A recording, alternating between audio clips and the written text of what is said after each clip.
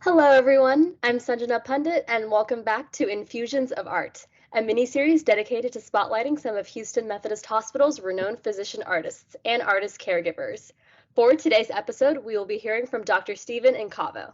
Dr. Incavo is an orthopedic surgeon and section chief of adult reconstructive surgery at Houston Methodist Orthopedics and Sports Medicine. He specializes in joint reconstruction and total joint replacement of the hip and knee, as well as partial knee replacement. Committed to excellence, he strives to achieve optimal long-term results in the treatment of both immediate and chronic problems. Dr. Incavo has been listed in the Guide to America's Top Surgeons and is one of the only surgeons in the world to be a member of both the Hip Society and the Knee Society. He has worked closely with the orthopedic medical device industry to improve treatment and patient outcomes and holds multiple patents. He also serves as a primary referral source for complex reconstructive hip and knee problems and serves on the editorial board for several scientific publications. So without further ado, please welcome Dr. Incavo, and thank you so much for being here with us today. What made you want to become a doctor? I know you have a family history, with your grandfather and his dentist and your father being a pediatrician. Was it a foregone conclusion that you would also become a doctor? Uh, no, it wasn't a foregone conclusion. It wasn't really talked about too much, except right before I went to college, I had to decide if I wanted what to major in, and it's all I had been exposed to, so I thought I would be a pre-med major. And that's how it all started. What was it about hip and knee surgery that particularly captured your interest? So during medical school, I just assumed I would be in primary care specialty or a medical specialist.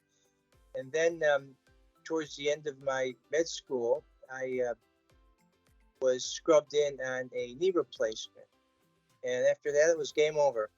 It was just totally, was fascinated by it, and I thought, that's what I have to do. You have many credentials as a professor of, clinical orthopedic surgery, but you're also a very talented clarinet and saxophone player. So I'd love to hear more about this artistic side of you. What age did you become interested in these instruments, and what was it about them that captured your interest? I grew up in Rochester, New York, which is actually quite a musical town. Eastman School of Music is there, and so there are always Eastman events, but there's also lots of people studying there, and it's easy to take music lessons. In grade school, in third grade, we started playing what you might call a recorder, just a plastic recorder, and that was kind of my introduction, and I liked it very much. And in fourth grade, we got to choose instruments, and I chose clarinet. My father had played clarinet and saxophone, and I talked about how much he enjoyed it. And so for me, that was just a natural step. So from fourth grade on, I was playing clarinet. I loved practicing. I always loved spending time practicing music. I loved hearing, the sound of the music coming out of the clarinet, and so it was never a chore for me to practice. I'm curious, if you had a dollar's worth of time in an ideal week, how much would you spend on music and how much would you spend on medicine? And in reality, what's the actual amount of time you spend on each? My age, I work a lot less than I used to when I was in my 30s, 40s, 50s. So I would work very long hours, and I really gave up music for a long time. Now I don't work nearly as long of hours, and I probably spend about 1 to 2 hours every day practicing. After college, I actually stopped playing music. I just focused on medical school because it demanded that. I had to, and then I really took it up again, maybe about 20 years ago when my children were starting to get to the age where they pick musical instruments. I thought I would also do that, maybe get them more interested in music also. Three of them don't play anything anymore. They played piano, and my son actually was quite a good clarinet and saxophone player, but again, he's now at that phase of life with a young child, and he doesn't really do it much, but who knows? The amount of time you spend practicing instruments or focusing on your medical career, it changes depending on where you are in your phase of life. Oh, absolutely. Music requires some discipline. It's not a casual thing to progress and develop a skill at it. So discipline is one for sure. I also developed a lot of dexterity in my hands very early on. I was able to play very fast musical passages, and my hands are very dexterous, and that's helped me in surgery for sure. Music, you have very clear tasks, whether you're learning a scale or a piece or just an unusual chord progression that requires mastering a certain task, and it's, in my opinion, very much like surgery, which is mastering a certain task in the moment. Do you see a connection, though, between your particular musical instruments, the clarinet and the saxophone in your case? Do you see a connection between those and your chosen field in medicine, in this case, reconstructive surgery? Each of those attracted me for same general reasons, but specifics I think are different. I don't think you have to. I don't think a surgeon and music go better than an internal medicine doctor in painting or something like that. I just think it's what you need to enjoy it and have a feel for it and want to pursue it. I would tell you one thing though, that a career in music is a difficult career.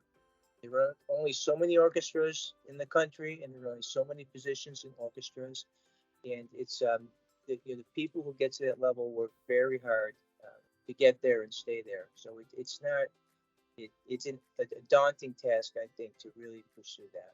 I did have some friends who the Eastman School of Music had a combined music and medical degree. It was a 6-year program, and after about 2 years, they all dropped medicine and all went into music because, of course, music is much more fun than learning medicine early on. As we were just talking about earlier, when I was shadowing Dr. Frazier last May and learning about CPAM, he showed me a video of you playing the saxophone in the Crane Garden performance series. So I want to know, I want to hear from you, how does it feel to not only be a healer of people's physical bodies, but also a source of emotional and even maybe spiritual healing in your music, like the ones at Crane Garden?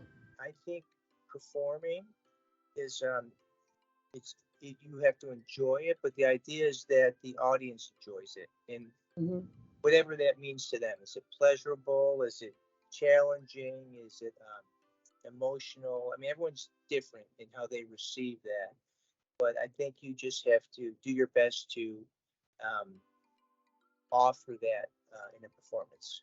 I would love to know, as a high school student myself, do you have any advice for, young motivated students who are interested in possibly pursuing a career in medicine, but are considering, how to balance that with an artistic talent of some kind? If you have a background in music and have learned music at an early age, you can pick it up later, although you'll never be um, a premier musician like people, like the true premier musicians are, because you've just missed too much time. In medicine, med school is very demanding, and I think you really have to, when the time comes, really focus on that and focus on your residency and learning all the skills of your trade, and you have to continue to learn it as a doctor also. I mean, there's things come after your residency that you weren't exposed to. So I think you really have to focus on that, and then when your life stabilizes a bit, you can then pursue music.